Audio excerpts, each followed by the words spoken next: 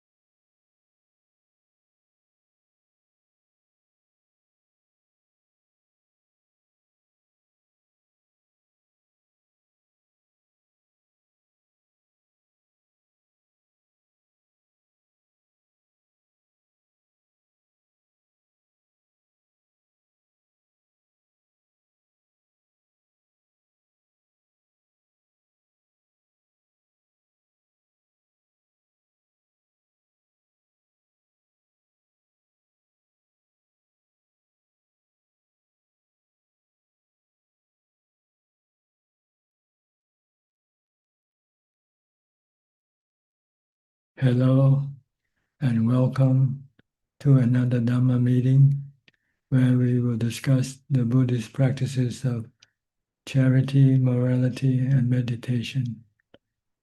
Everyone is welcome to join. How will you be today? I'm fine, thank you, Prajan. Okay, good to see you. Good to see you too, Prajan. Everybody else too.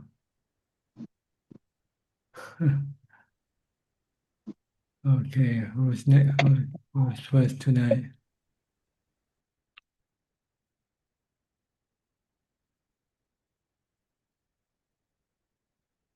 Okay, Kathleen from Hong Kong. Hi, you first tonight.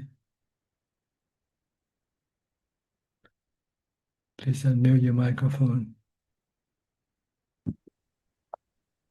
Good evening, Ajaan. Yes, how are you?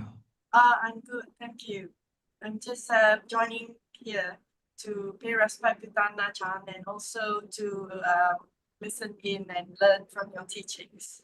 Okay, you're welcome. I'll go to Kwang Hui. Thank you. Kwang, Yeah, Ajahn. Can you you hear have, me? you have to speak louder, please. Yes. Can you hear me clearly? Yes, okay now. Yeah. Thank you, Ajahn. So tonight I just have one question. That the first precept in five precept is not restraining from killing living being. So if when I am a lay person, eating chicken egg is breaking the first precept or not? I think there are eggs that doesn't boil any chicken. You can eat them. Yeah, thank you. So no problem if I eating egg from chicken, I right? think if you buy eggs from the market, I think they usually doesn't have any, that it doesn't turn into chicken, I think. But if watch egg from the chicken in my garden, my parent grow and I use it to cooking. You have to be sure that egg doesn't turn into chicken. Yes. Okay. Thank you, Ajahn. Okay, is that all? Yes, that's on tonight. Okay, Thank you. we'll go to Samantha. Hi, Samantha. Hello. Where are you from? I have Which particular state are you from? Iowa. Iowa. Okay. Yes, go ahead. You have any question? Oh yeah. I had a question, and then I have a friend who had a couple questions as well. Um, my question is, does jhana feel different for different people? Shouldn't be any, but the different level could be different. There are 8 levels of jhana altogether. So it starts with from small to bigger, more happiness, more stillness as you go in deeper into the jhanas. You can read Okay. the description of jhanas. Search for jhanas, and they will tell you that each level of jhana contains particular characteristic. Okay. And my friend was wondering, for like stream winners and once returners, they already cut the lower feathers. If they're reborn a human, do they have to cut the feathers again? Or Not the one that they already have cut. so This they would is just be permanent. born, Yeah, they'll be born as a Sotapanna stream entry. oh wow, like as a kid? Pardon me? So they would be like reborn as like a kid that already, Yes, in a already previous life. in the previous life. Okay. And he asked, how do you know if you've become a Dhamma follower or a faith follower? I don't know if you know what a faith follower is. Well, in Buddhism, we follow the teaching of the Buddha. First, we have to have faith in the Buddha and his teaching and his noble disciple.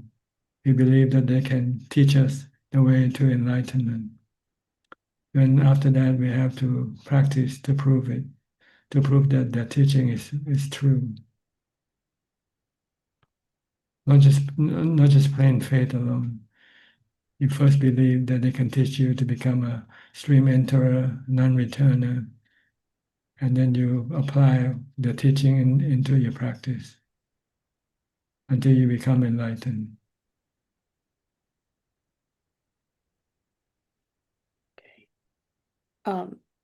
And one more, or he had two more, sorry. He had four questions. I'm not trying to Okay, take up all the yeah, time. that's the matter. We have plenty of time, don't worry.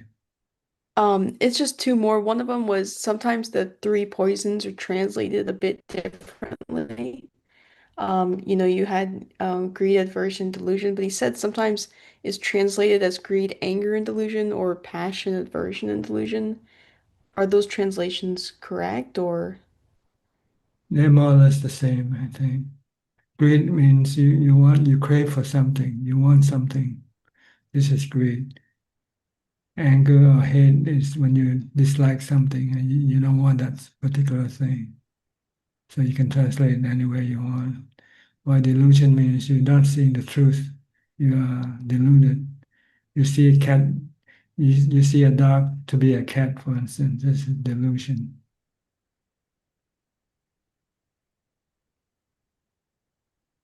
Okay. And the last one was he said that monks are forbidden from talking about if they've attained jhana and the prohibition against talking about attainments. Is that the case? No, they are prohibited from announcing that they have attained a certain level of enlightenment or jhana without actually having attained. If they have attained, they can say it, they can tell other people about it.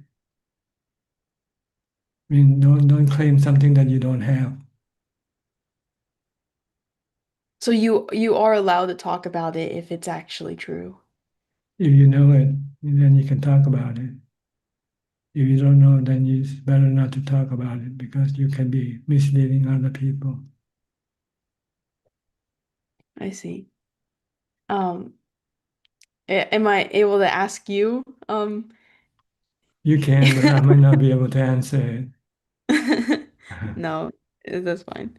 I think that was all my questions for today. Thank you very much. Okay, you're welcome. Thank you. Good to see you and talk to you. Hope you come back again. Yeah, I Have more will. Thanks. questions, probably. Okay, Probably. good. Thank you. Next, Dutch. Okay, Dutch, you're back again. Hello, Ajaan. I'm just merely listening. Okay. Okay, Lena, you're next, Lena. Good evening, Where are Ajahn. you from? Where are you from? From Russia, from Nizhny Novgorod. I was at your monastery this spring. Yes, I remember now. Okay, Mhm. Good. I have a question. Can you Yeah, go say? ahead. Go ahead. Mhm. Can precepts or promises from past lives be an obstacle for the practice? Can precepts Can disturb my practice, can be an obstacle. what do you mean by precept? The Precepts, like abstaining from killing, abstaining from lying. Or do you mean no, something no. else? Promises, maybe Oh, promises promises. to somebody. Resolution. You might have made resolution you want to become a Buddha yourself, for instance. This can obstruct your becoming enlightened in this lifetime because you won't follow the path that the Buddha taught you to do in this lifetime. You want to postpone it and do something else first, like helping other people before helping yourself. Then this can be an obstacle to your enlightenment. See, there are people who believe in making resolution to become a Buddha themselves. So they have to help other people first before they can help them make themselves enlightened. So they won't have the time to go practice alone and become enlightened. But you can change the resolution, you can change your promises and say, I made this resolution because there was no Buddha to teach me then. But now I met his teaching, then I better take up his teaching because I don't want to go around in rebirth for more times than necessary. So you can change your promise. Mm-hmm.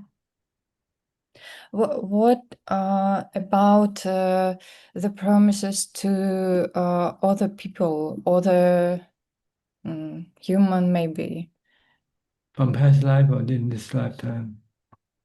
or on this time, this life, or maybe at past lives? Well, past life is already gone, so you don't have to worry about it, you know. Okay.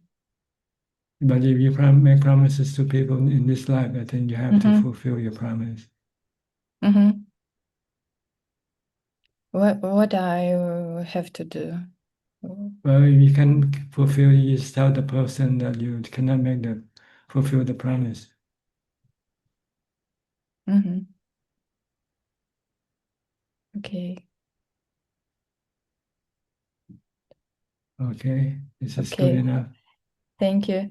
And I have a question about my practice. I practice Anapanasati, and there are, I feel some light, some warm feelings, and I know that when I feel it, my concentration is good. But when I don't feel light or maybe good feelings, some good feelings, I practice no good. I haven't concentration. Yes, someday your mindfulness can be strong, and someday it can be weak, and it show up in your practice. If you have strong mindfulness, your mind will become calm and feeling peaceful. If your mindfulness is not strong, if it's weak, your mind can be restless and agitated. So you have to try to practice mindfulness a lot before you come to meditation, before you meditate.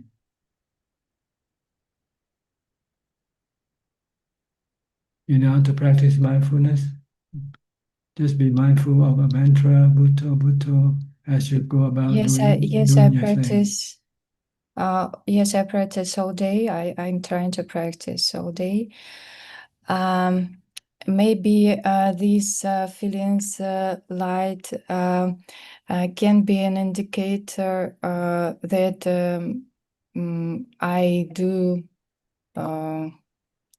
I do right practice or not. Yes, if your mind become calm, it means you're in the right direction. When your mind is restless and agitated, you're not in the right direction. Or you haven't yet got there. So yeah, if you're in the right direction, but it might take time for you to be more mindful in order for you to be able to make the mind to become calm. Okay. Thank you, Tanajan. Okay, Thank you you're so much. welcome. Next, we'll go to Aparajita from Dubai. Good evening, Prajan. Yes, how are you? I'm fine. Just listening today. No questions. Okay, Yes. fine. We'll go to Ricardo then, from Uruguay. Ricardo. Hello, Tana-chan. So good to see you and all the Sangha. Thanks for your time, your teaching, sharing. I have one question, if you don't mind.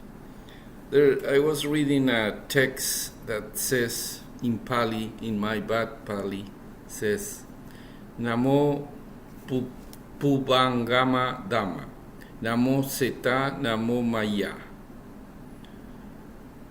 Can you talk about, it talks about the mind, right? How extraordinary that exists, and that is the source of all the Dharma. So if you can talk about, please. Mind is the creator of Dhamma. That's what it is. The mind creates good Dhamma and bad Dhamma. For an unenlightened person like us, sometimes we create good Dhamma and sometimes we create bad Dhamma. But for the enlightened people like the Buddha, they only create good Dhamma. Okay. It's the mind that creates everything. Okay. Our action all come from our own mind. Good action, bad action, neutral action. And we are the one, or the mind is the one who will reap the consequence of this action by having good feeling or bad feeling, or neutral feeling. Okay. So the consequence follow the mind, regardless of what the mind is.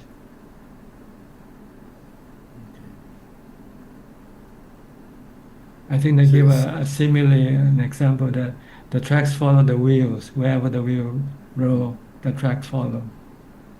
So the consequence of your karma follow your action.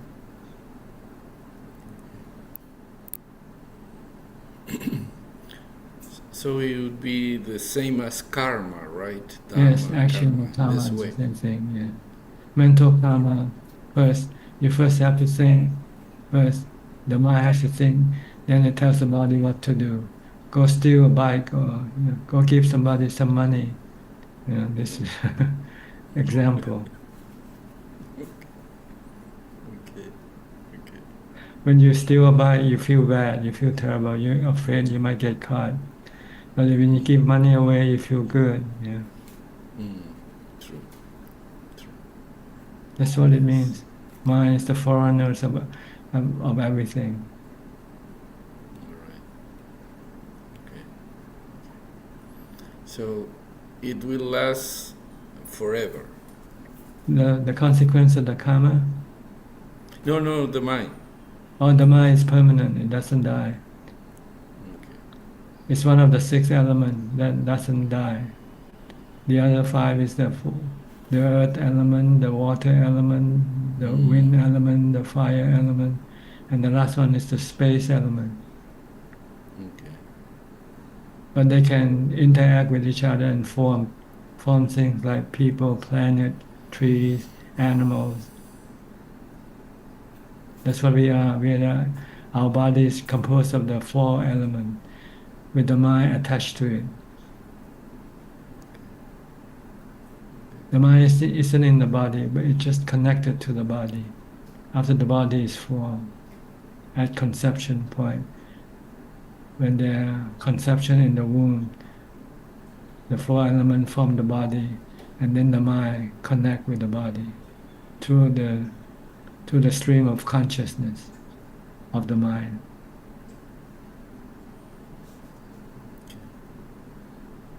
And the mind is the one who tells the body what to do once the body grows up. Right now, it's the mind that telling me to talk to you, telling the body to talk to you. And you also tell your body to talk back to me. The body itself cannot do anything without the mind. Without the mind, the body is just a corpse.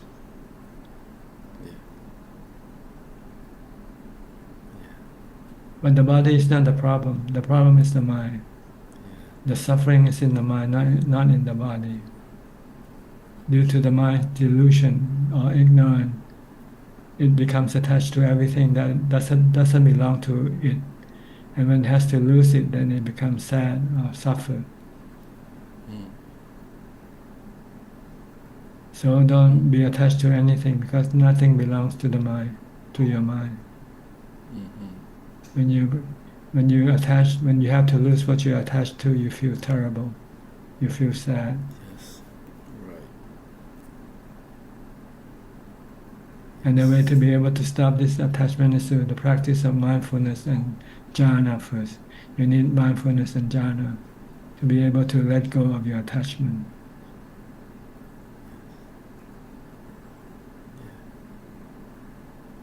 But jhana doesn't know how to let go, what to let go. It's the wisdom that tells you what you have to let go. Everything that is impermanent, such as your body, you have to let go. Sabbe sankhara anicca, sabbe sankhara dukkha, sabbe dhamma anatta. Yes.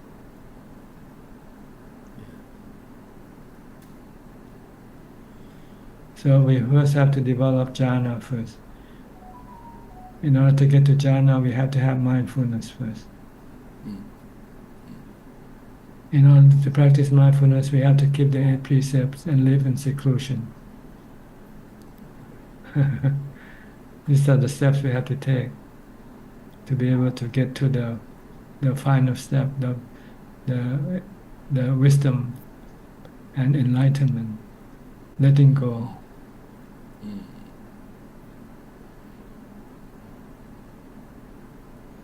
First, to keep the 8 precepts and go live in a monastery, and then practice mindfulness all day long, and sit in doing meditation, anapanasati meditation, until you get to jhana.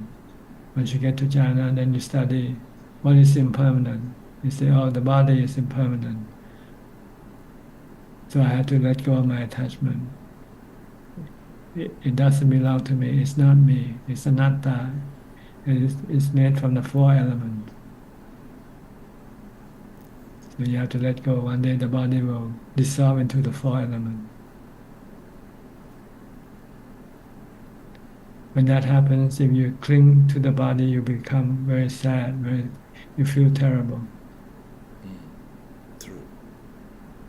But if you know that it's not you and you cannot keep it, then you just say, okay, go. When it's time for the body to go, let it go. You need to have jhana to be able to do this.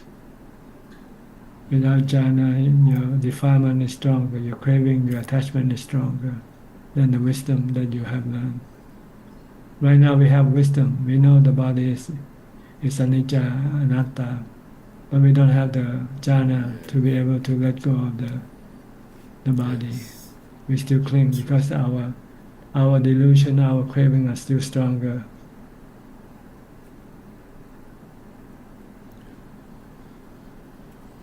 But with jhana, the jhana will be stronger than the attachment.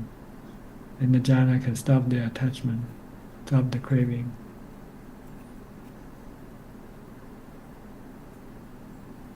Yes. Okay, does this answer your question? Of course. Yeah. you give us the right path, and I can tell by myself that all what you said is true. That sometimes I know intellectually what creates attachments. Right now, my mother has cancer and she's bad, and I know all that intellectually, but I'm still attached. So You cannot it's accept true. you cannot accept her departure yet. Yeah, yeah. Intellectually, yes, I know anatta, anicca, all that, Yeah, but you don't have but my jhana. mind sometimes. You don't have I don't jhana. have jhana. Right. If you have jhana, then your mind can say, okay, no problem. Okay. Okay. Yes, that's true. That's So why. try to practice So, mindfulness and jhana. yes. Yes. You have to do a lot of meditation retreat. Yeah, more. In October, I will do another. Stop sensual activity. Yes. Concentrate on meditation activity. True. True. True. Very true. Okay. Yes. Anything else? Yeah. No, thank you, Tanachan. Are you You back for home your right now? voice. Are you back Yes, home? I am. Yes. You plan to Yeah. travel anywhere soon? No, too much, too much. Too much. I want to stay here, quiet, calm, practicing. Yeah. Practice is better than traveling. Yeah, it gives you peace and joy. Yes. Okay. Yeah. No worries, no planes, no worries, no tickets, no nothing. That's right. Mm. You finally become enlightened now, at least partially enlightened. No. Too far, too far.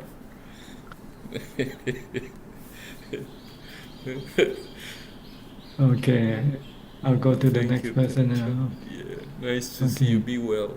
You're welcome. Kwan Liman from Malaysia. Good evening, Ajaan. Last week, I'm not sure why Zoom put me on hold and I couldn't get in for a long time. Because I'm we glad. have too many people and we don't have the Um, time to let everybody in and speak anyway.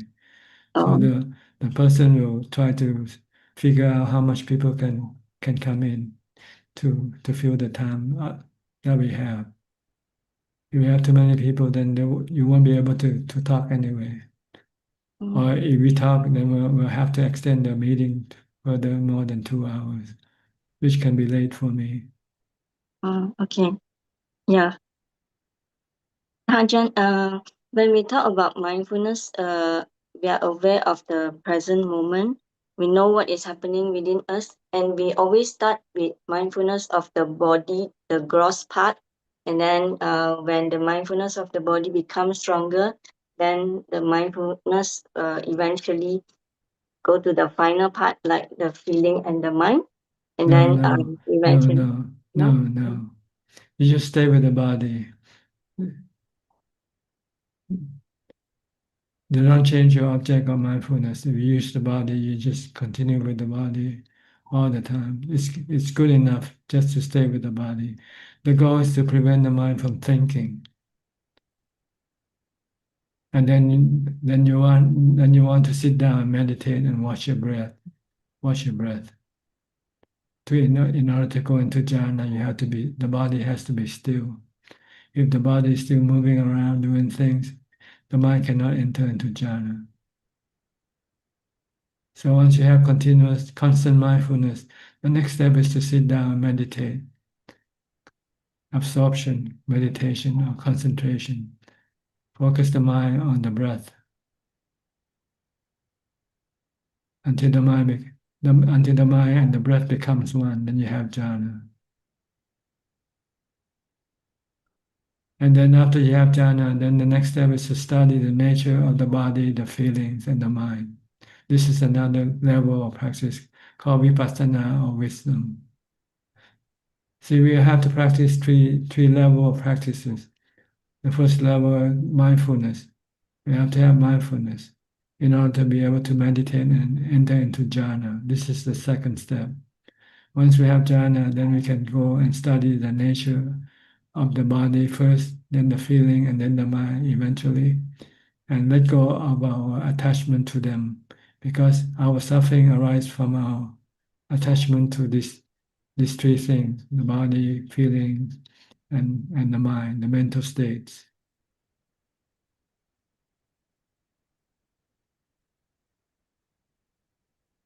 Okay, does this make sense to you now? Yes, yes, it's clear enough. Thank you, Ajahn. And this weekend, I'll be going to the temple for 2 days, 8 precept, and there is a midnight meditation from midnight until 6 o'clock in the morning. Yes, So Visakha Bhuja Day, right? It's Visakha. yeah, but it's mainly on meditation Good. for myself. Good. All night meditation. Yes, I haven't tried that before. Yeah. Okay, see if you go to sleep or not. Yeah. Yeah. Thank you, Ajahn. You're welcome. Next, Dr. Priyal and Indira. Haven't seen you a couple of weeks. You couldn't get in. Couldn't get in. But we listened to you. You're very popular. Uh-huh. Yes, but we listened and we learned. We learn, yeah. You give us a clear path, which no ambiguity. There's no thinking of it could be that, it could be this. It's very clear, straight. Yes, lots of Ujupatipanno, this called it. The Sangha is Ujupatipanno, and you have that great quality of Riju means straight, like no wavering, straight path. Thank you for your comment. You're welcome. You deserve more than that, but more than that. But honestly, that's all we can come up with. Yeah, humble opinion, because we were also meditating, doing things like everything with going to so many places. But after we met you, and even other people say, no, this is you learn this, you learn that. Doesn't matter. Like you practice, you have it, you know. And what you say is very clear. You don't have to learn everything. Yes. So thank you so much. Thank you. Thank you. One comment, I think what Samantha asked about the Dhamma follower and the faith follower. Now, each of these four, may I say that? That's okay? Sure, go ahead. Each of these four stages are enlightened. Sotapani, that is stream enterer, once returner, non-returner, and Arahat. They have precursor. That's called eight people. So Attapurusa Pudgala. So pre-Sotapana, that the person who is traveling the Sotapana path and who has attained the path, like that. Each one has a yes. So the Dhamma follower and the faith follower belongs to the one who is walking to the stream entry, not stream entry yet. So they are the precursor, the earlier part. What the difference is in the Anguttara, they talk about in the sutra. It's a sutra, Samyutta Nikaya 25. They say the one who has now the I is impermanent. I consciousness is impermanent, and it's what is the feeling what arises from the I to the consciousness is impermanent. So like that, all the six senses they have some faith. This is what it is. So that's a faith follower. The whole system is about these six senses, how they work. So they have some faith, but they don't have any wisdom yet. The person who has a little bit of wisdom about this is what's going to it's happening. That's called the Dhamma follower. But the one who knows and sees these phenomena this way is called the stream enterer. So this one knows and sees. He knows it, and also he sees it within. This is exactly what's happening. That's for who's the stream enterer. So one has the faith, one knows a little bit about it, the stream enterer knows and sees. So, but however, the important thing is both of these Dhamma follower and the faith follower, Buddha says he is incapable of passing away until he's realized the fruit of stream entry, both of them. So the time of they cannot die without attaining stream entry. At this SN 25 Sutta, it talks about the definition of Dhamma follower and faith follower. That is called Saddhanusari and Dhammanusari in Pali. I see. I misunderstood the question. I just thought that she was talking about. I just thought about having faith. That's what is okay. faith in Buddhism? That's Yeah. what I we know would you say. know it. I just thought I'll The Sutra. Sutra man. Yes. Yeah. And that's good for you to point out, though. It's okay. Yeah, thank you. No, Tana Jan, no, because he checked it because I always wanted to know. I mean, Dhammanusari and Saddhanusari, whether they're going to be born just like that, the next birth or at the time of death. So he found this sutra for me that. So, yeah, it very clearly says you cannot pass away without attending stream entry. These two. So good to know. For me, I understood from what I understood, you first need sattva. If you're not enlightened yet, then you need to have faith in someone who is enlightened. Exactly. Then you follow the teaching. Then you become enlightened. Then when you become enlightened, then you don't have to have sattva anymore. You see the truth. Yeah. You see So the Saddha is the number one. You're right. Saddha, Virya, Sati, Samadhi, Prajna. Those are the five Indriya Dharma or the the power, the spiritual power. Spiritual, it becomes spiritual powers, and later it becomes stronger. So without Saddha, you can't get to Prajna, like the last one. So Sati is in the middle, balancing everything. So Virya, you need the effort. That's good. That's good. Okay. Thank you. Sorry, I just had to no, too much talking. It's good. It's good. You know, I always like to have additional input to what I said. Yeah. Sometimes I might misunderstood the question. That's No, of course, no, understand. No, you said it clearly, but Yes, this very is clearly. I just want to clarify with the theory part. Yes, Tanajan. Because honestly, like that's what I always tell Pierre. I think we must have done lots of good karma to meet you in this birth. And because like I said, though we were meditating, like nobody told us. Rujupatipanno. Yes. Rujupatipano, exactly how to. So we are so grateful to you. And the other one thing I wanted to, I think Ricardo asked about the first, that's a twin verse of the Dhammapada. You said, Mano Pubbangama Dhamma, Mano Setta, Manomaya, Manasasya Pasannena. That's just like the ox following the cart, the wheel follows. If you do bad things with a bad mind, that will follow. If you do good things with a good mind, it's like the never departing shadow. Shadow always follows you. Good things follow you. So that's a twin, the first twin verse of Dhammapada. Mind is a forerunner. Yes. Yes. It's the one who did the karma and reap the consequence of its karma. Yeah, intention, not the mind. Yes. Yes. Okay, that's good. Thank you so much. Thank you so much. You're welcome. Nice to see you and talk to you again. Yes, you too, Tanajan. You too. Okay. Peran Next we'll go to Kok Seng from Singapore. Haven't seen you for a while, Kok Seng. Yes, I was denied entry for quite some time. Okay. So now I really appreciate each time I'm able to get in because it's getting more and more difficult. Yeah. So, Yes, Ajaan, go ahead. Yeah. This evening I'd like to check Ajaan. Yeah, it's the practice of not touching a person who has died for 8 hours so that the consciousness can leave the body. May I check, Ajaan, is this a teaching of the Buddha? No, I think it's just a belief. As soon as the body stop breathing, the spirit, the mind, the body already separated, and the mind goes according to and reap the consequence of the mind, karma. But people still cling to the body and don't want anybody to touch it yet. Maybe sometime a person might not die yet also. Maybe the person enter into jhana. So they want to give the person a chance to prove that he actually died. So they give them some more time not to do anything to the body yet. You just believe. But in fact, as soon as the body stops breathing, that's happened. Okay. So the consciousness here, is it the same as the mind or the knowing element? Yes. Okay. The mind and the knowing element actually isn't in the body. It's just connected to the body through the stream of consciousness. So that connection is severed when the body stops functioning. Because the body cannot send messages from the body to the mind anymore.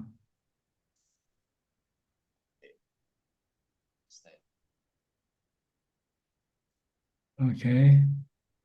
Okay, that's all. Yeah, thank you, Prajan. Okay, you're welcome. Next, Rahini from the UK.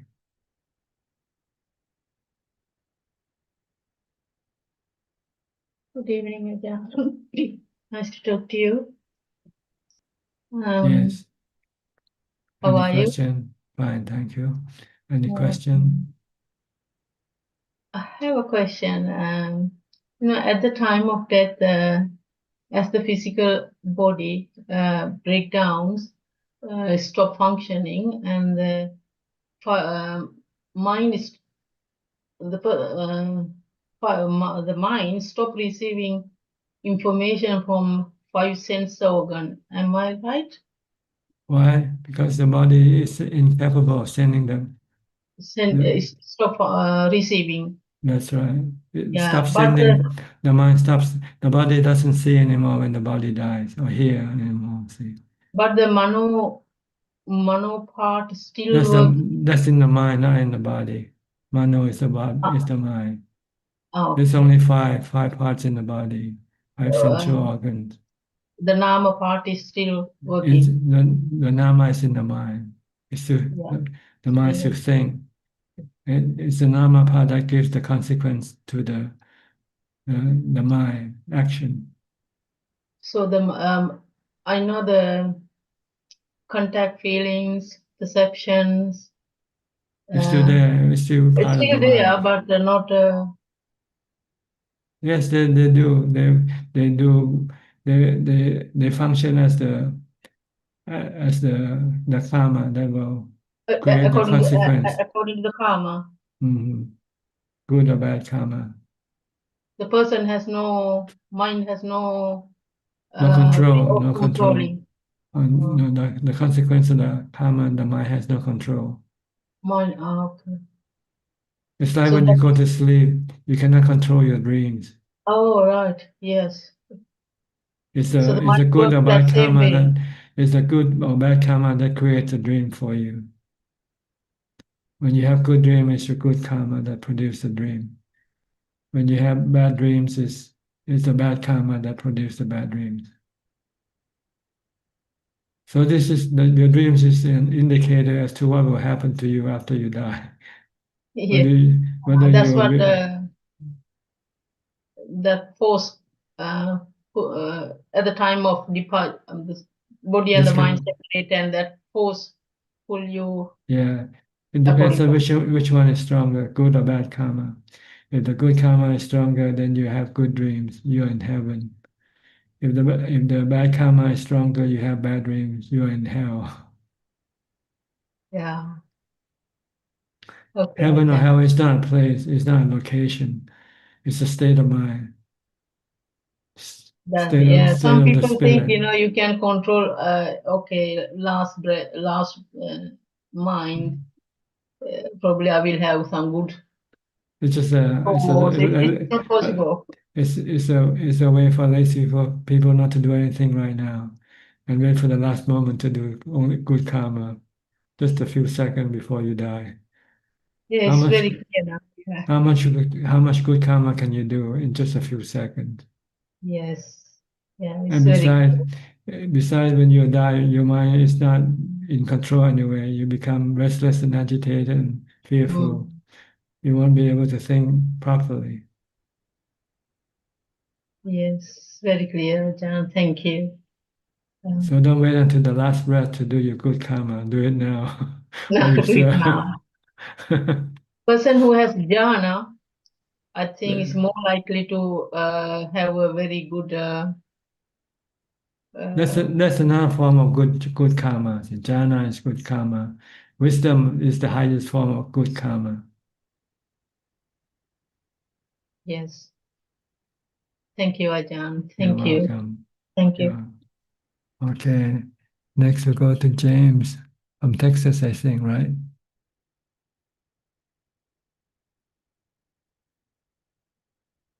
Yes, Ajaan. I'm from Texas. Where about? Houston, Dallas? Uh, Dallas. Dallas, Near closer to Dallas. Dallas, near Dallas. Fort Worth, Dallas, Fort Worth. Yeah. Okay. I had a question. Um, I took the the refuges and the precepts over a Zoom call with a Ajaan. Does that still count, or like, do I have to do it in person? You don't really need to do it with anybody. All you need to do is do it to yourself. Tell yourself that you want to keep the precept, that's all. The reason why you go to a monk to ask for precept is because maybe you don't know what the precepts are. So it's the duty of the monk to teach you the 5 precepts or whatever precept you ask him to tell you. But if you know nowadays you can study through the scriptures, through the books, so you don't need a monk to teach you what the five precepts are. Anytime you want to keep the 5 precepts, you just set up the resolution. Today I'm going to keep the 5 precepts. And once you do that, then you have to stick to your resolution. That's all. I also wanted to ask, is it true that someone who is on the path cannot die until they attain Sotapanna? No, I don't think that's the correct conception. Anybody who is not yet, even a Sotapanna still has to die. So everybody dies. It doesn't have anything to do with the path or the fruits of your practice. The body is not the mind. See? The mind is the one who becomes enlightened, not the body. Oh, okay. And in I also wanted to ask, um, I'm thinking about, I'm still trying different schools of Buddhism, and I think I've narrowed it down to the which one I want to practice. It's either going to be Theravada or Zen. And I think there's a lot that goes hand in hand with them about mindfulness and breaking thinking to stop the thinking mind. And I like that they both do that. Yes, the Zen teaches the highest level of practice, which is meditation and wisdom. They don't stress on on the precept as much or other ritual things. They want you to practice mindfulness and meditate all day.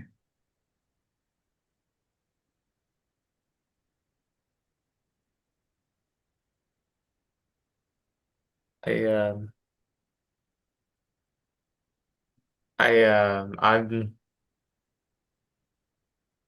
I'm very very glad to be here, and it's quite early here though. I'm kind of tired, but uh I'm grateful to be here, and thank you for your teachings, Tanajan. Okay, you're welcome. Good to see you. Yeah, good to see you as well. Hope Okay, everybody has a good day. thank you. Join us again when you can.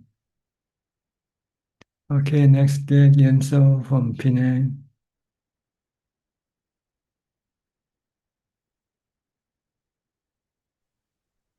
Hi, Tanajan. Good evening. Yeah, happy to see Tanajan again. No question. I'm listening today, Tanajan. Okay, I'll go to Alvin then. Alvin Lee from Malaysia also. Namaskar, Tanajan. Tanajan, I'm just referring back to what Dr. Priya said. This is just my understanding, what he mentioned about faith follower and Dhamma follower from the sutta. So in that case, as a Putujana, Tanajan, if one is a Putujana, that means they cannot be considered as a faith follower or Dharma follower, right? Even though the person is a practicing Buddhist. That's what I gather based on the definition. Well, I don't know this part, so Right. I saw Dr. give the nod, so I think you. Okay. That means it's correct, right? A Putujana. Yeah. Okay then. Yeah. But earlier, Yeah. Dr. Priya mentioned something about once you're on the path, you cannot die. Is that true, Dr. Priya? Would you elucidate? No, it says either your stream enter as a Dhamma follower or the faith follower won't die without attaining stream entry. At the time of At death? that time of death. That's all. Nice.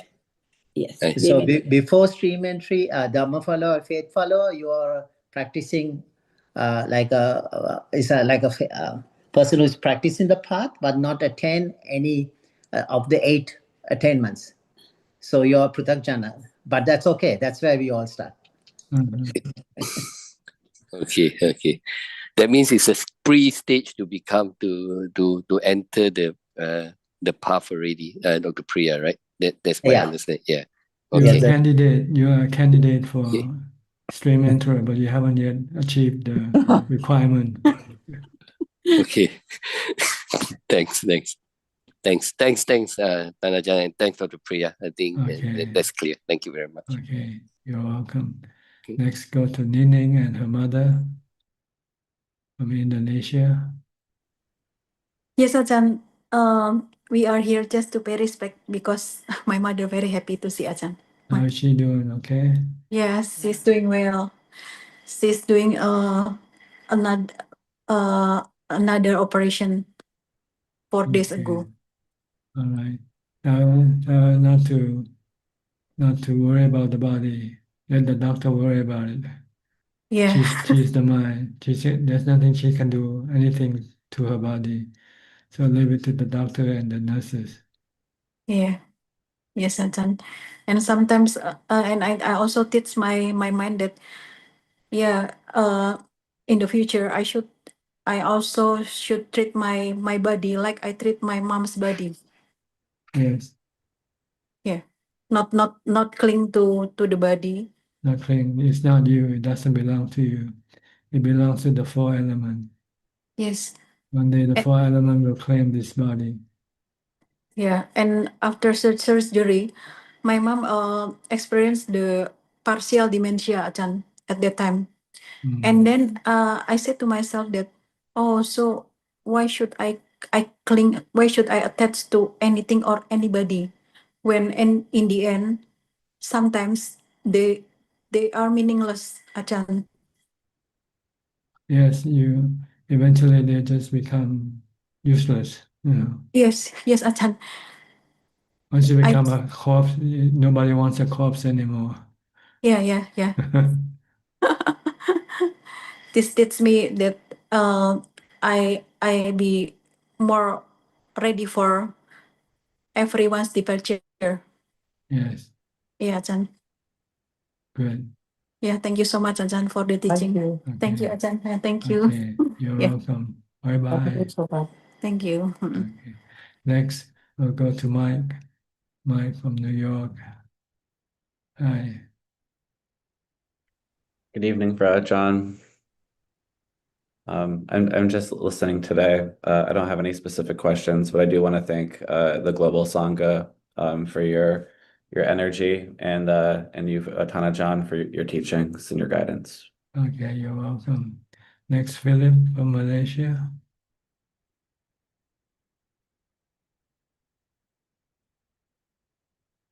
Tanajan, I don't have any questions. I just continuing my practice. Yeah. Okay. Lynn from Indonesia.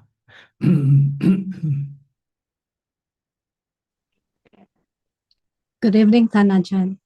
I have a question about comparing ourselves to other people's Can you achievement. repeat the question? The signal was bad just now. So Okay. I've got a question about comparing ourselves to others' achievements. So sometimes I know that if there are mindfulness, this kind of thought can be controlled. But sometimes in our daily life, it's not easy. Well, you have to understand that you're not competing with other people.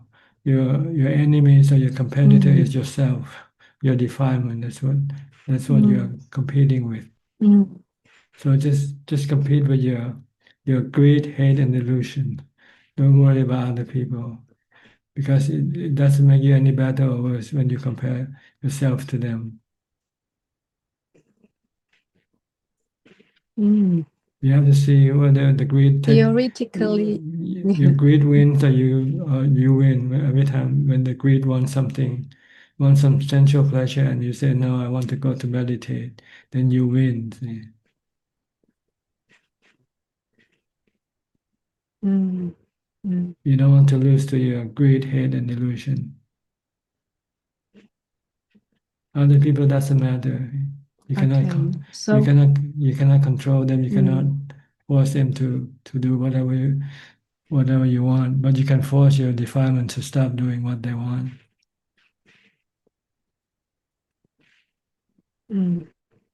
So your real competitor is your defilement. Just like when the Buddha told Angulimala, I stop. I stop my hate, my greed, hate, and delusion. I stop my defilement. I kill my kilesa, my defilement. I don't go kill people. The person or the things to kill is your defilement, not other people. And other people, if they are better than you, you cannot stop them. What can you do? If they're better or worse than you are, it's the karma. We all have our own karma, and we reap the consequence of our good or bad karma. So we should be more concerned about ourselves and our karma. Which karma are we doing now, good or bad karma?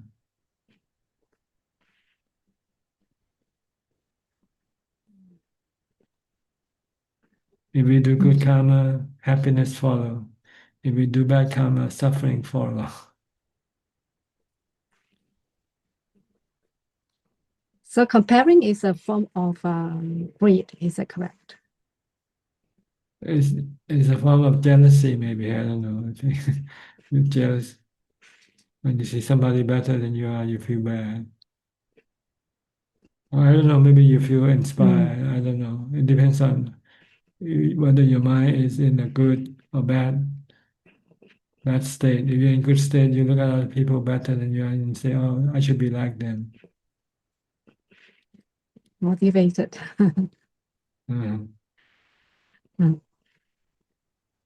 But is that good? It's better not to look at other people. Look at yourself better. Because you run into people who are better than you or worse than you all the time.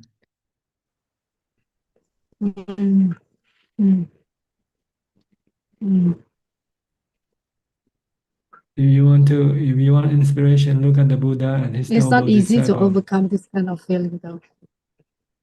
Yeah, because maybe this is what you've been trained your mind to do all the time, to compare yourself with other people. And then other people are not the true measure of your true worth.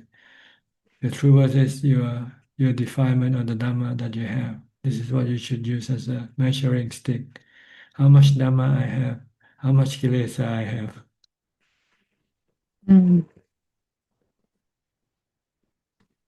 I should have more Dhamma, I should have less defilement.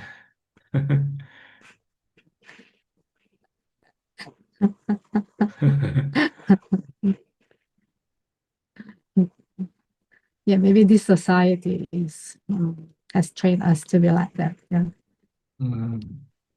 Yeah. We compete for medals, for Yes. for reward. Just make us feel good, feel superior to other people. This is delusion. This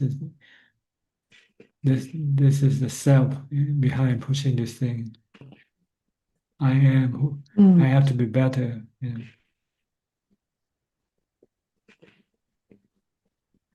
Better than what? Better than other people. We're all the same. We all are subjected to birth, aging, sickness, and death. Nobody is better or worse than anybody else, really, if you look.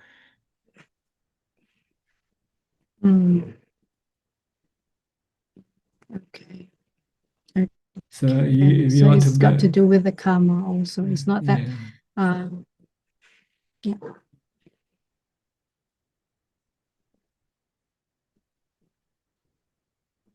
So better look inside and compare and try to improve yourself by getting rid of your defilements, the remaining defilement that you still have.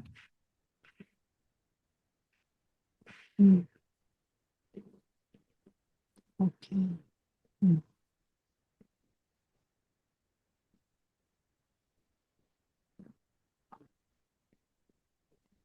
Okay.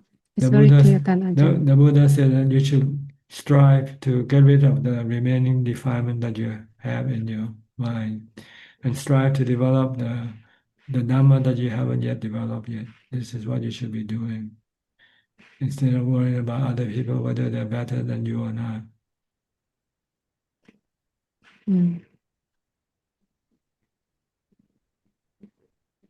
Right? Yes. And most people that you run into, they are all defiled people anyway. They're rich, they're famous, or they're not rich, they are famous. And these are all defilement. If you want to look for inspiration, look at the noble disciple of the Buddha.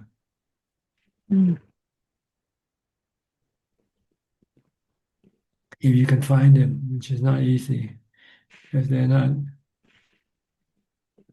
easily, there are not many of them in the first place. But we are very fortunate to have you. Well, this is, I don't know, maybe it's just a misunderstanding on your part.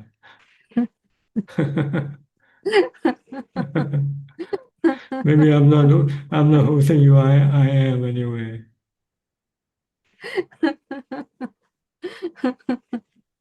Okay. So I have to stop thinking then. That's right. Just look at the benefit that you can get. If it's beneficial to you, then that's good. If I'm not beneficial to you, then it's not good. Then I'm not good to you. No doubt about that. Don't worry about who I am or what I am. Just worry about what can you get from me. That's all. A lot. Yeah. When I went to study with Long Ta Mahabua, I never thought what kind of person he was. You know, I just look at what he can tell me, if he can teach me or not, whether I can benefit from his teaching or not. I don't care whether he's enlightened or not enlightened. Doesn't matter. What matters is if he can be beneficial to me or not.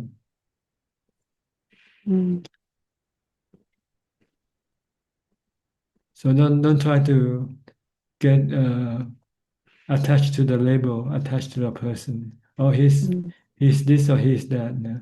Look at what he can do for you, what he can teach you.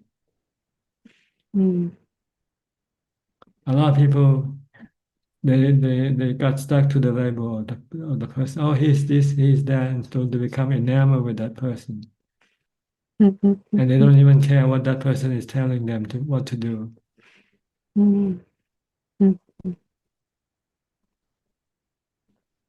Okay, they're just happy to see them, that's all. Let's see a movie star, you know.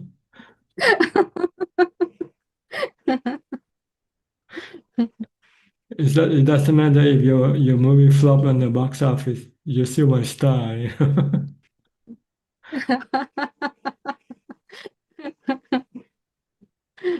That's true. Okay. Thank you so very much, Tan Ajahn, for your You're enlightened welcome. answer. Thank you. Okay, you're welcome. Next, Sri in Czech and Vancouver. It's too early for you, right? What time is it now? 7 o'clock now, 7 o'clock. in the morning. Yeah. Yeah, we wake up around 5:30. I see. And meditate first, right? Uh, No. we turn on the Zoom. We turn on the and wait. Turn on your phone first of all, huh? We try to get into Zoom. Okay. We want to come early. We want to try to get into the Zoom. But of course, before that, I meditated. Yes, before I Okay. sleep. This should be a normal practice. And to start the day with meditation is a good way to start the day with. You get a calm and peaceful mind and some wisdom, reflect on some of the Buddha's teaching to remind you that life is impermanent. Aging, sickness, and death is waiting for you. Then you can have a good day after that. Ah. Tan Ajahn, is there a rules that like we don't meditate at night before night? sleep? Yeah. No rule. The Buddha said meditate during your waking hours, from the time you get up to the time you go to sleep. Either mindfulness practice or meditation practice. Oh, okay.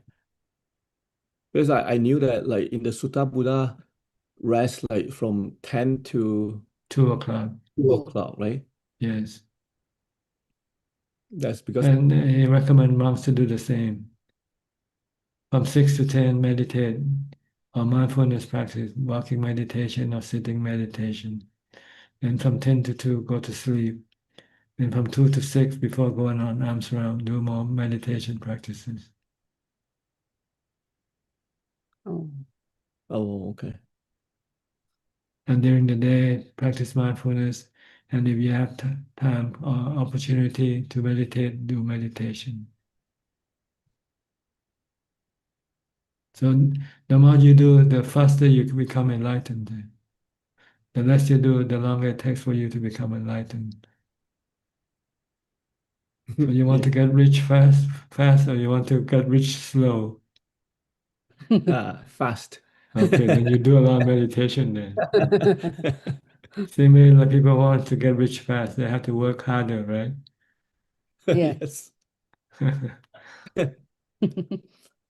Tan, lately when I meditate, like I'm fighting restlessness and remorse.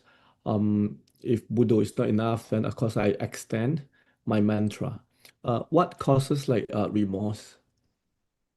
Guilt, you mean guilt, you feel guilty about something that you have done in the past. And Maybe restlessness, yeah. maybe because you wish to be perfect or something. Yeah. So whenever you do something wrong, you feel guilty. And then during my meditation, it comes up, right? The thoughts. Then you just tell them that it's already past, it's gone, and try not to repeat the same mistake again. That's all you can do, and leave it behind. The past is already gone. You cannot go and correct it. If you have to pay the consequence, you will have to pay the consequence. But you don't want to repeat, then try not to be mindful the next time when you do something, try not to repeat the same mistake again. That's all you can do. And then move on to increase my mindfulness. Yeah, come back to your mantra or your chanting.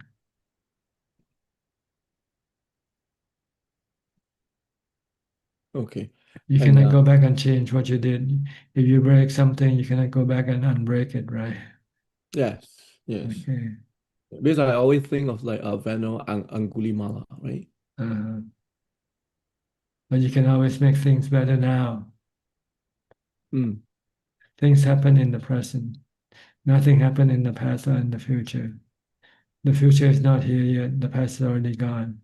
All you have left is just the present. So just try to do good things in the present. If you did something bad, try not to repeat it again. Okay. And Buddha said like the remorse or guilt and restlessness, they come together. Yes, because when you're remorse, you keep thinking about it. You couldn't stop. You couldn't let go. See. Mm. Yeah. So in order to let go, you have to accept it's already gone. It's like a dream. There's nothing you can do about going back and change it. Only thing you can do is learn from it, learn the lesson from it. That this is not something you want to do again, Mm. and then move on. Okay, then go back to my mindfulness practice. Yeah, mantra, meditation, or chanting, whichever the case, that can help you calm your mind down. Yes. And then is that true that I have to remember, let's say if I use this method, this goes away, and in the future it will come back again, then we have the experience. You have the experience, you remember automatically. It's not something you memorize, it's something you learn. When you learn something, you don't unlearn it. You don't forget what you learn from practice. If you see a snake, you know it's harmful to you. You never forget. Every time you run into a snake, you got to make sure you don't get close to a snake. Ah. Okay. Yeah. So once you have learned that what you did was bad, was wrong for you, then next time you don't want to do it because you could feel the consequence of what you did. It makes you feel bad.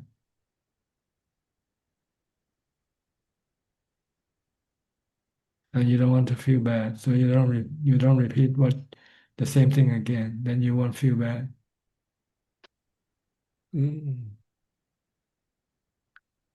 You have to see the consequence of your action.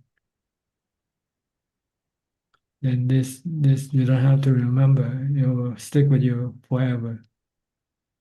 If you put your hand on the stove, you know it's gonna burn you, right? So once you do it once, you'll never do it again.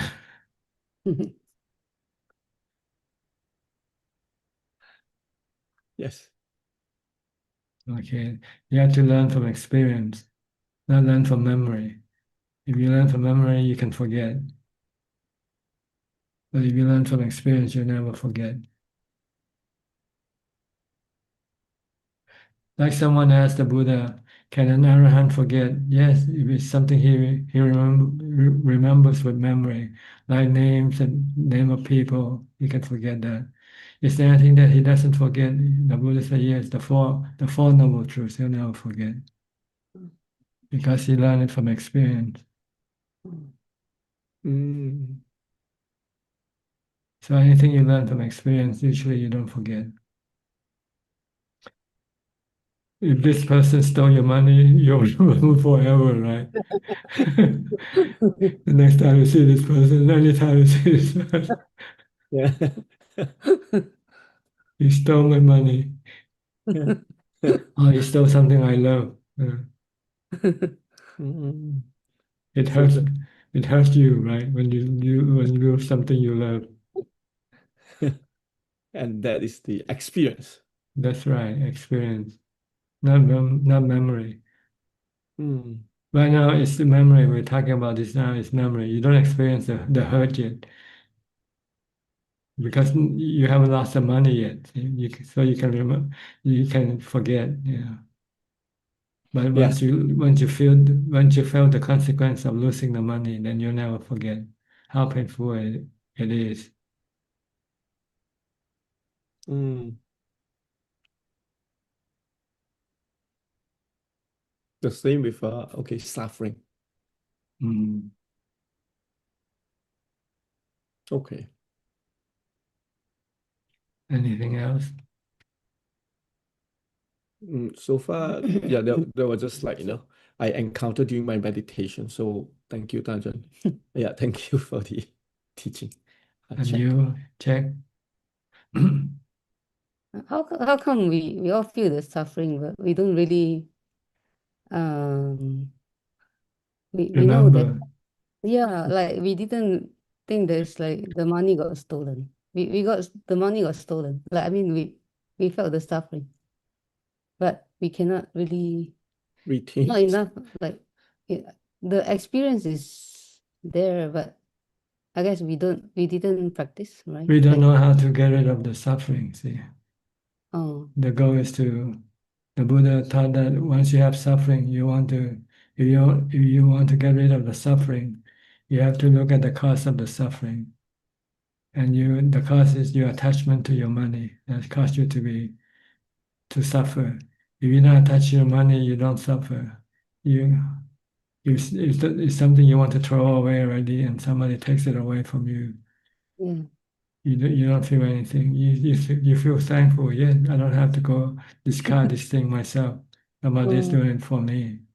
yeah. So you have to find the cause of your suffering, which is usually your attachment or your craving for something, Yeah. to something.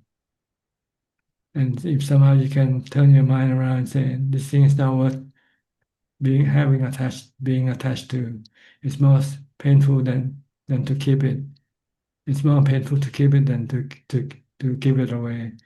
Then you can then turn it around, turn your mind around and say, okay, I don't care. They can have it. They already took it anyway. Hmm. But you don't feel bad anymore.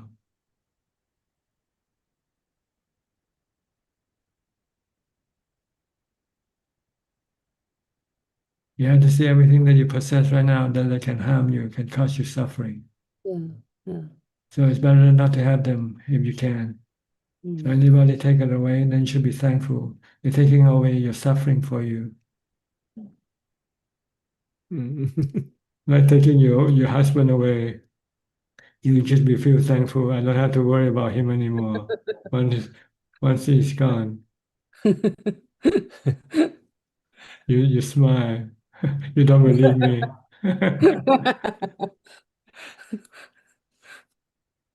I remember there's a sutta, there's one sutta that an arahant he comes from a very rich family, and then and I think the family wants him to come back, but he said, oh, throw all his he has a lot of possession, like rich family, but he said, oh, just throw them all in the sea. So it's exactly what you Yeah. say, like it's when you're They're around. cause of your worry. Once you have something, you worry about them. Oh, Once you have nothing, then there's nothing to worry about. so when you see things, you turn your mind around, like you say, you're Yeah, able to turn your mind around and yeah. see. Turn around, see them are harmful to you, not beneficial to you. Oh, We tend to have things because we think they are beneficial to us, yeah, right? yeah. But in reality, they are all harmful to you because they can cause you to become worried and sad when you lose them. Oh. So this is the wrong view, right? I don't I have a That's wrong view. right. I Because you think, see them as being beneficial. The Buddha yeah, should say you should look at everything as being harmful, not beneficial. Everything is suffering. Anicca, because they are anicca, they are not permanent, they are not reliable, and they don't really belong to you. They are natural phenomena belonging to the four elements. mm, Your body and my body belong to the four elements. They don't belong to you. It's your delusion to think that it belongs to you. That one yeah, day when the four elements claim your body, then you become sad. mm, The four elements say it's time for the body to break up now. I'll take it back from you. What would you say? No, no, no, no. You cannot do that. It's still mine. I still love it. I still want it. yeah. But can you stop it though? You cannot stop it. Once the right owner come and claim the possession that you have, you cannot stop or prevent them from doing that. If you willingly let go, then you have no suffering. If you resist, then you have a lot of suffering. Oh,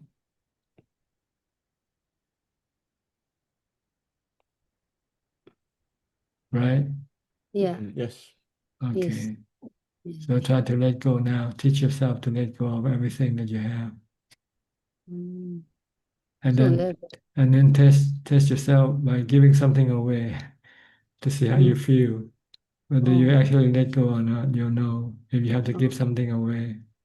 oh, If you still feel bad, then you still cling to it. oh, If you don't feel bad, then you don't cling to it anymore. yeah. But we have to practice, right? Like this one, we have to practice. Yeah, you need jhana to be able to do it in Mm, a way that you won't feel bad. mm, You will feel happy. Or one less burden to worry about. yeah. One less thing to worry about.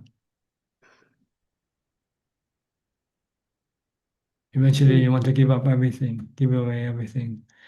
Because the more you give away, the lighter your minds become, Oh, the more peaceful your mind become. oh, Because there's less worry, less anxiety. oh.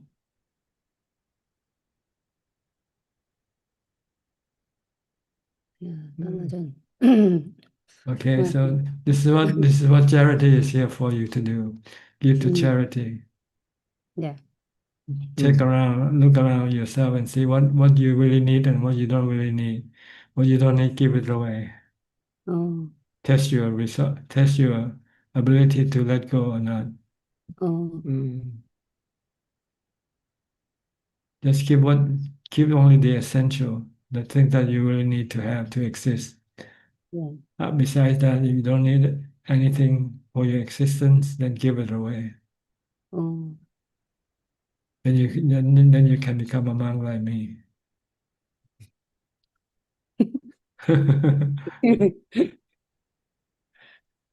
Was it easy for you? Like, seems like you didn't have a lot of possession before, right? Like, Yeah, I didn't have much anyway in the first yeah, place. yeah. But I did have meditation as my resort, as my Mm, refuge. So I can rely on meditation to keep me happy. yeah. Seems like you already knew even before you ordained. You already knew a lot before you ordained. Of course, how else could I practice alone for 1 year? Yeah, yeah. And How else could I give up my job and live yeah, on one meal a day, yeah, yeah. live alone, have Also, having no social contact with anybody? no social.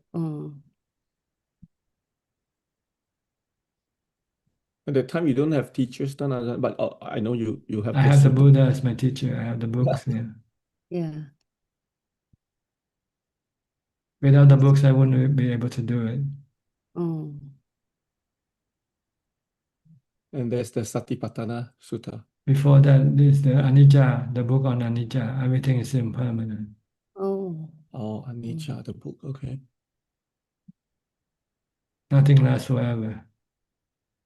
Everything you have that you claim to be yours doesn't last with you forever. One day you have to lose them all. So why keep them? Why be attached to them? Why rely on them? Because one day you'll become sad and suffer when you have to Mm, lose them. Mm. Then if it teaches you the way to be happy without having to have them by meditation, then Mm. so you have to replace your way of having happiness from relying on people and things to rely on your meditation practice. The more you meditate, the more happy you become. The less you rely on other people for your happiness. mm, Eventually, you don't have to rely on anybody or anything. to keep you happy. Because you can make yourself happy all the time. Through meditation. Okay. Okay, mindfulness first. Without Mindfulness. mindfulness, you won't be able to meditate. Yes. You found the key to happiness. Yes, Buddhism is the key to happiness. Mhm. To Nibbana, permanent happiness is Nibbana. Jhana is temporary happiness. First, you get to the jhana for temporary happiness. And after that, you turn the temporary jhana into permanent happiness. Then it becomes Nibbana with wisdom. Mindfulness can give you temporary happiness, but wisdom will then turn the temporary happiness into permanent happiness. So you need to have jhana first before you can have Nibbana. You just cannot go to Nibbana without having jhana. Because you don't know what you're turning into.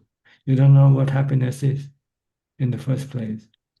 You only know sensual pleasure as your happiness. And you know you cannot turn it into permanent happiness with sensual pleasure. Because sensual pleasure is always temporarily impermanent.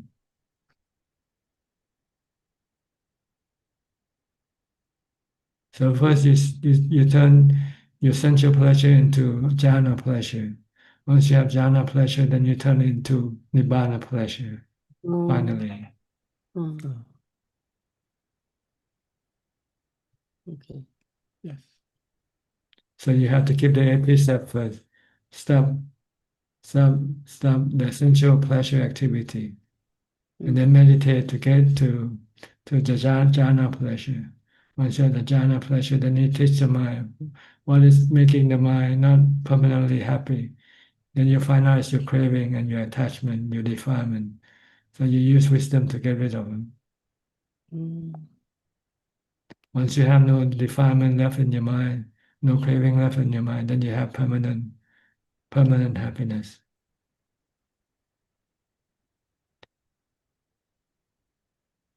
Yes. Yes. Thank you. Okay. Three Yeah, thank you, simple Doctor, steps. Keep the precept, practice meditation and wisdom. Now we are trying every weekend, at least half a day before Oh, take our good. son for activities. Yeah. Okay, good. Then you can increase to 1 day, then the next time to 2 days a week, 3 days a week. Yeah. As you go along, you want to increase more if you find the practice beneficial for you. Yeah, it's very good. It really helps with the calming, the mind. Yeah. It's very peaceful. Yeah. Yeah, it feels very good. Make yourself less restless and less agitation, more Yeah. peaceful. Yeah. Okay. It's very beneficial. Yeah, Yeah. thank you. Thank you, Doctor, for your teaching. Advice. Thank you. Okay, next. Belinda from Singapore. Namaskar, Tanajan. Yes, Can you what hear can me? I do for you? I listen to everyone sharing. May I share something with Tanajan today? What I observed? Well, it depends on what you're sharing. If it's it, beneficial, then it's okay. If it's not beneficial, then it's not okay. I have Tanajan. It's like a question that the back of my mind. So the orchids flowers today. This linked to Ning's question about comparing. And then there were orchids, and I saw like number one. Then I realized there's a competition for the orchids, different flowers. They are all orchids, but just different breeds. There's one beautiful white orchid. It has tag number one.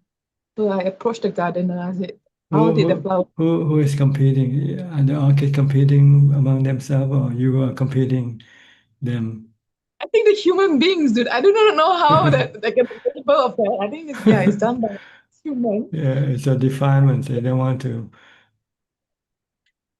I asked the gardener, like, how Instead, did the flower? instead of looking at them as the same, they are anicca, dukkha, anatta. This is what we should be looking at. They're no different than the other. They're all the same. They're all anicca, dukkha, anatta. So it's so interesting that the even flowers got beauty contest, and Ajahn, like, I know. hey. And then they have money. They have prices. The prices on the orchid then rise according to the popularity, right? Yeah. Maybe it's a reward to the gardener. I don't know. Then I asked the gardener that how long the orchid can hold the crown until it rains or what. I So there's a know. timeline where we rain, maybe we get old, we will die. So you see anicca already. See. Yes. But then Ajahn, I also want to. That's the question I have about. The suffering is not about the flower aging. It's about the attachment to the flower. Then That's really. right. You want it to be permanent. You want them to last forever. When they don't last, then you suffer. So the Buddha teaches us to look at everything as impermanent. Then I saw something about Zen teaching. Somebody asked about love, Tanajan. Like when we encounter unpleasant relationship or bad relationship, and then most of the time we get fear, we have aversion towards maybe men, or then we think all men are like that, or we feel the perception become like, all I tend to see aversion, Tanajan. Well, you don't have the wisdom to differentiate that people are different. Not all male understand. You become stereotyping. See. Yes. So, but then there's the desire to hold like, maybe like they will be beautiful orchid. So the question that I saw in the Zen parable was, the question was like, if you know the flowers are beautiful, does it mean that we do not enjoy the flower? Just because it will rain, doesn't mean we push it away. But the wisdom is knowing that the flower will rain, really in a moment from moment enjoy the flower, the beauty of it. Once you enjoy it, you start to become attached to that enjoyment. So you want it to last forever. See, when it doesn't last forever, then you suffer. Also, I hear like I think Ning Ning was asking this question about letting go people around us, the loved ones, the family members, friends. Everything is anicca. So as long as we are not yet Sotapanna, we still hang on to the body. Yes, So somebody told me we that still I cling to cannot the even body. let go. Yeah, I cannot even let go of my own death, or I have not reconciled my own death. Everything outside is still attachment or attention. So I also heard that even you get Sotapanna, you still cry. Like about Ananda, when Buddha died, he still cried. But I don't think it's not suffering of crying. It's a cry of I'm not sure what to say. He doesn't suffer when he cry. He just felt I don't know. I don't know how to explain it.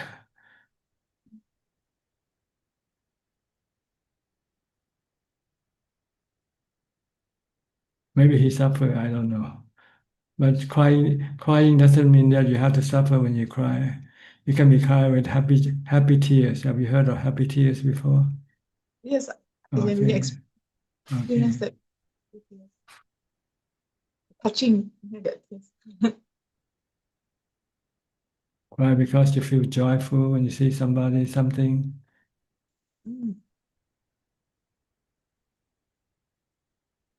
But right now it's that I feel like I'm just moon on the paper. It's like a drawing pattern. My Buddha is on a piece of paper.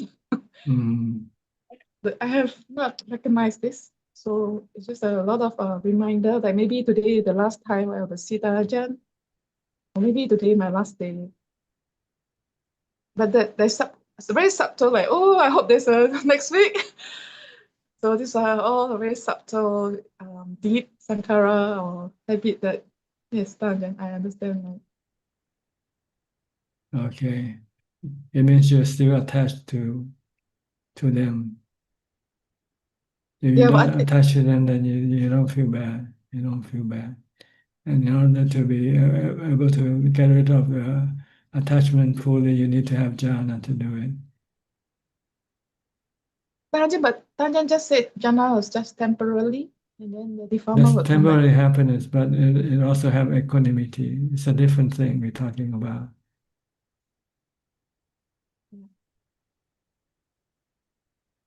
So Tanjan, does it mean that, like, from what the Zen master or monk say, if you know the flower will bloom and it will also wither. Does it mean that we cannot enjoy the flower, Tanjan? You shouldn't, because when you enjoy, you become attached to them. See? And when you lose them, then you feel sad. Do you want to feel sad or not? It's easier with flowers, Tanjan, but human being is a bit difficult. Well, it's more difficult. The more you love, the more difficult it becomes. Exactly. If you don't love at all, then you don't feel anything at all. If you hate, you feel happy. When you lose something you hate. But Tanjan, Buddha also said really need to study the first noble truth, the suffering. So by avoiding relationship or you have to know what is suffering. And suffering is aging, sickness, and death. Separation from the ones you love. yeah. So you have to avoid these places, not to go to these places.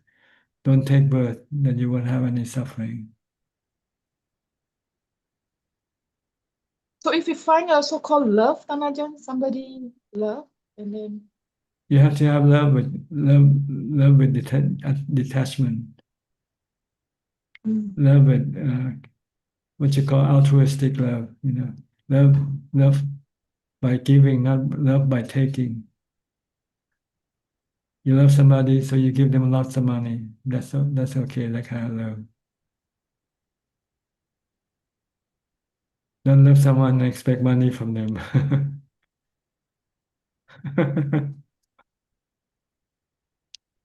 expect what, Tanajan? Expect love someone and expect money from them.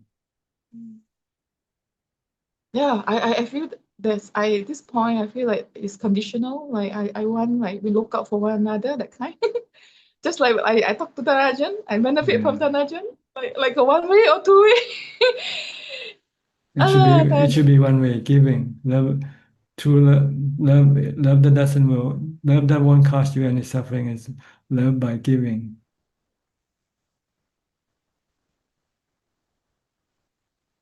Not by taking. You expect something, you love because you expect something from that person or thing, then you can become sad when you cannot get it later on. If the person start to harm, I should stay away, right, Najan? Oh, I can't. I'm not yet a sotapan even. Then you have to suffer. That's all. Okay. Better take the flight, yeah? I'll move on now, okay? Thank you. You're welcome. Next step. You still love the dog. You just show us the dog. I know, I have big fans. Hi. I don't have any questions, just really happy to be here and listening. Okay, good to see you too. Next, we'll go to Kirill. Hi, Kirill. I presume you're from Russia. Hello, Ajaan. Yes. In fact, I was not really able to speak in silent place. If you hear a lot of noise, maybe I can join next time. But if you hear me well, no, it's okay. It's perfectly okay. Okay. Yes, I have a question to you about the practice. So I practice Vipassana, and I practice Vipassana through Vedana. So after some time, I think 1 year ago, I start to feel anicca in the body. So it means I feel the vibration. I feel the Vedana, let me put it this way, the sensations. And also more I practice, and I practice more in the evening, and I try to do some pranayama during the day.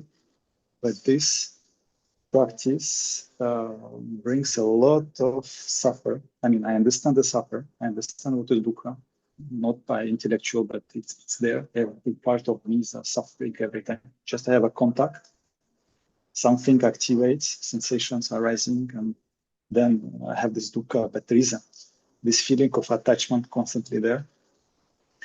So my question to you, maybe based on your experience or maybe your advice, whatever comes to your mind.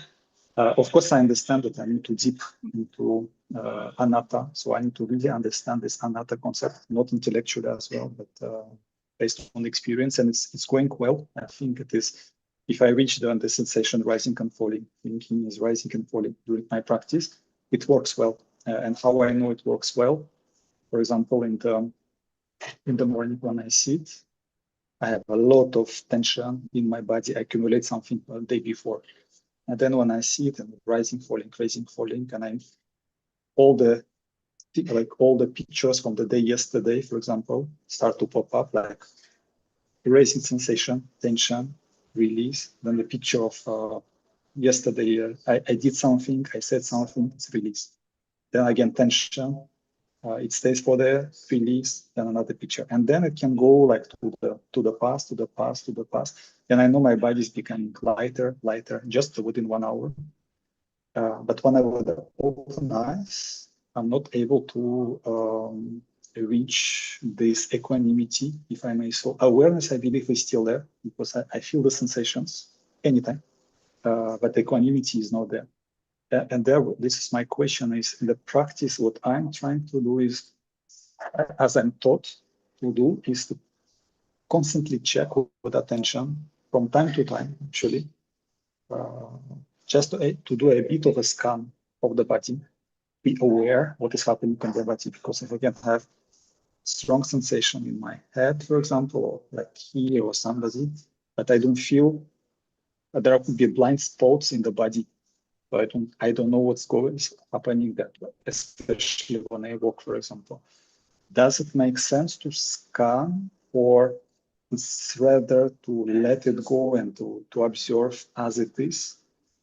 And just maybe before if you have any opinion, I try to let it go, but I feel like I'm starting accumulating this suffer with all the contacts I have externally with people, with whatever my work.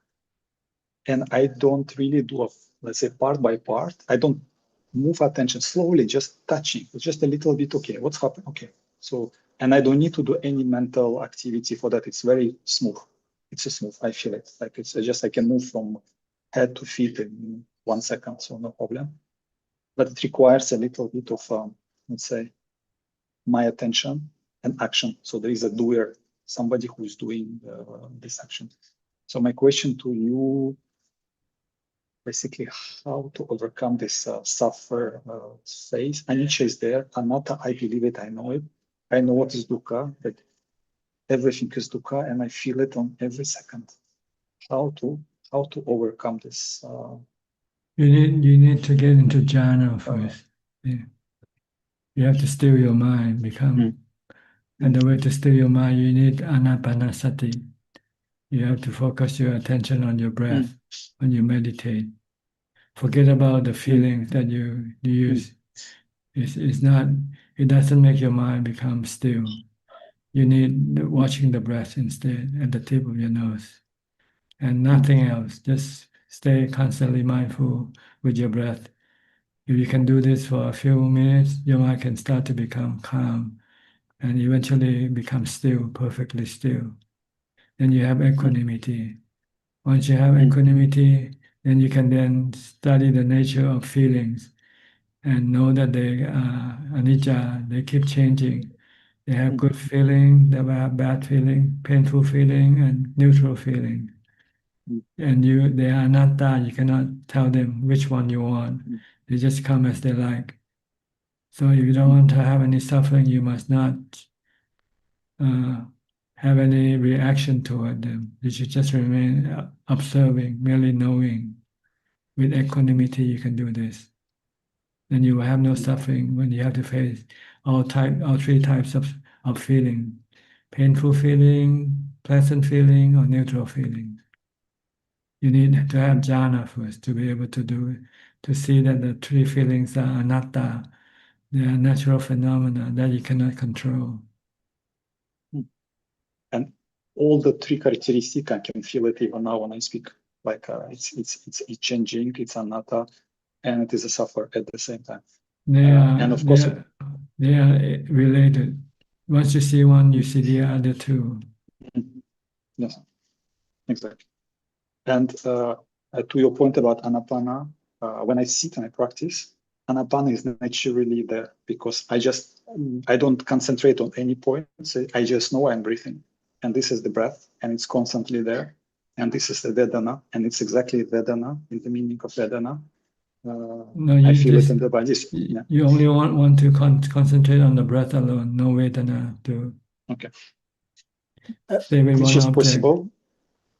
Yeah, but which is possible, I think, maybe some hours, but Vedana is constantly there. I cannot stop it. It's not under my control, but I can constantly move just knowing the breath, constantly move attention. So You want the attention goes by. mind, you want the mind and the breath to become one. So you have to focus on the breath only. Then eventually the mind and the breath will be absorbed into one. Then the mind can become still. Then you have equanimity once the mind becomes still. Yes. And this is where if I sit and practice, even though my practice on daily basis, my mind becoming still. Like I release all the stuff. My body becomes light, like lighter. All the tension, all those like attachments inside, they disappear. They just disappear, and they pass. Actually, they don't Eventually disappear. They pass. you reach emptiness. Everything that appears in the mind will disappear once you get to equanimity. Once the mind becomes still, then you have emptiness, nothing else left. My first experience, like first of all, of this rising and falling, that all the things start to raise and pass very fast, like very fast sensations, very fast Vedana, like very fast moving. And then, of course, the body dissolves. It's the first step. And I guess the later stages would be the mind, which is I'm not there. But my main maybe point is that when my eyes are open, the suffer is constantly there, and I cannot have a channel. And it's very difficult. It's a difficult in a way. It's okay. I'm already get too used to it. It looks like I'm trying to find the way. My mind tries to find the way, but I'm not able to find the way. Like, where's the exit of this constant suffer, like constant changing feeling? Attachment, you attach to them. Once you attach, you want them to be with you all the time. When they don't be with you, then you suffer. See? Okay. So you must not have any attachment. You should be able to live without having anything and be happy without anything. Then you can let go of your attachment to everything. So is the way, is the practice, is the, let's say, Yes, morning, evening? The jhana will give you the happiness. Jhana, okay. Yeah. Okay. Then you can give up everything once you have jhana, because jhana is better than everything, except nibbana. Then you want to change jhana into nibbana by getting rid of all your defilement that is causing the happiness to be temporary. And maybe a last point on because jhana I understand and I practice it from time to time. But in your practice, when your experience happened, do you experience? I don't know if you know this the process of jnanas, the 16 levels of enlightenment. I don't know if it's a classical way of a practice. When you practice jhana, you don't worry about this thing. You just pay attention to your breath only, and leave everything alone. Okay. Okay. Just focus on your breath. Pay attention to your breath only. Other thing you don't need to know. No need to pay attention to them. If you do pay attention to them, then you will not get into jhana. You want to concentrate your attention to only one object, which is your breath. And for example, if your eyes are open and you see it, do you practice also this anapanasati? You usually close your awareness? eye when you. Yes. It's better to close your eyes so you will not be distracted by images that might come into your contact with your eyes. Okay. Thank you, Ajahn. Is that all the question? Yeah. Okay. No more question, huh? Good. Yeah. Thank you. Okay. Good. Okay. I think that's all the people we have in the room. So we'll go to question from home now. How many questions do we have today? B?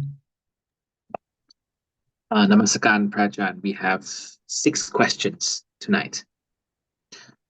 I'm going to start with the first 2, which came from Facebook. The first one is from Olina. Deepest respect to Prajan. To start with Vipassana, we need to develop samadhi to the 4th jhana. In such state, the mind separates clearly from the body. Do we have to be able to possess this state to easily go there anytime? Or is it enough when the body and mind are still? For example, the breathing is subtle and the heartbeat not sensed. Peaceful state and meditator may have sensations, the body not fully shutting down. Could Prajan please advise? When you practice jhana, you want to develop equanimity from jhana. The more jhana you have, the stronger your equanimity when you come out of jhana. The equanimity is the ability just to remain not reacting to anything. So this is what you want to develop, a lot of equanimity, so that when you see things or hear things, you don't have any attachment or attraction toward or aversion for them. You're just merely knowing. So once you have this ability, then you can study the nature of your body, for instance, and let go of your attachment. Because if you cling to your body, then you will get suffering when you have to lose your body. Okay. Thank you, Prajan. The next question is from Lee Tekwa. Hi, Tanajan. In Mahayana Buddhism, there is a Ksittigarbha Sutta which touches on filial piety. It's mentioned that whoever studies this sutta will gain immense merits. Is there a sutta in Theravada Buddhism which touches on filial piety as well? Thank you. I don't know. I'm sorry. I don't know too much about the scriptures. I think filial piety is a foundational Confucian virtue emphasizing deep love and respect for elders and parents. I'll give this to my friend Dr. P.L. Do you have any answer to this question? Can somebody unmute his microphone? I don't study the Mahayana. I think the texts were later on. This sutta text came on, but the Theravada is the most known as most scholars as the original words of the Buddha. Is that all? Yes. We don't know about this sutta. Yeah, the Mahayana Sutras I never studied, and it's post-Buddha. It's considered a Lotus Sutra or that after the time of Buddha. I see. So Mahayana can add something later on. Yeah, That's what they say. We don't know. Most scholars believe that. Yes. Okay. Maybe this is the answer for the question. Oh, yes. Thanks, Dr. Pia. I think it's very clear. Thank you. Okay. Moving on to 4 more questions from the inbox. The first one is from Sarasi. If there's no permanent self, how does karma continue into one's next birth? Is it simply because of our belief in a self? No, see, the karma is created, and the consequence of karma, one who received the consequence of the karma is the knowing element or the mind. And the knowing element is just an element, just like the water element, the earth element. There's no self in them, but they can still feel the consequence of their karma. It's the knowing element that can produce the karma, and it's the knowing element that will experience the consequence of the karma that they produce. So it has nothing to do with a self or no self. It's just this is the nature of the knowing element. It can create good karma or bad karma, and it will also be the one to reap reap the consequence of the good or the bad karma. Good karma create good feelings. Bad karma create bad feelings. In the knowing element, which is us. We are all the knowing element, but we don't know it. We call ourselves the body instead. The body is not us. The one who is behind the body is us. The one who tells the body what to do is the mind. The mind is us, but we are not permanent. We have no self. We are just thought. We think, we feel. Understood. Thank you, Prajan. The next question is from Nita. A stray cat in our neighborhood gave birth to 4 kittens. The kittens are still drinking the mother's milk, but are old enough to live on their own or be adopted. Is it good karma if we find home for the kittens so they are safe and get food and medical care? Or is it bad karma as we are separating them from their mother? Should we help them with adoption or leave them to their luck on the street? Well, if you want to become enlightened, you just leave them alone. Everything is anicca, dukkha, anatta. Let them face their own consequence of their own karma. Understood, Prajan. The next question is from Jacob. Is it correct that mental illness goes along with a lack of mindfulness? Therefore, it is very important to develop mindfulness when you are mentally ill, even though it might be difficult. It's probably almost impossible when you're mentally ill to develop mindfulness, because when you're not mentally ill, it's hard enough to develop mindfulness. So once you become mentally ill, it means you don't have much mindfulness left at all to develop it in the first place. So don't wait until you become mentally sick to develop mindfulness. You should do it now when you're still able to develop more mindfulness. So maybe we could say mental illness is a cause of karma from previous lifetimes. Which was caused by the lack of mindfulness. Understood. Thank you. And the last question also from Jacob. Even though I have a lot of trust in certain enlightened teachers, I am doubtful that the method they teach are the right ones that suit my character. Do you have any advice on how to find out which practice method is the right one for me? By proving it yourself. Try each method yourself and find out whether it works for you or not. It's like test driving a car.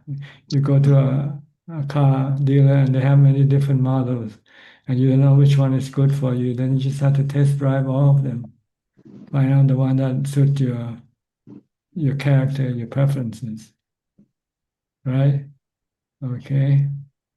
Is that all the question? Yes, Prajan, that's all the questions so Do you far. have one yourself? Just a short one, Prajan, on the Brahma Viharas, maybe more on Ubeka.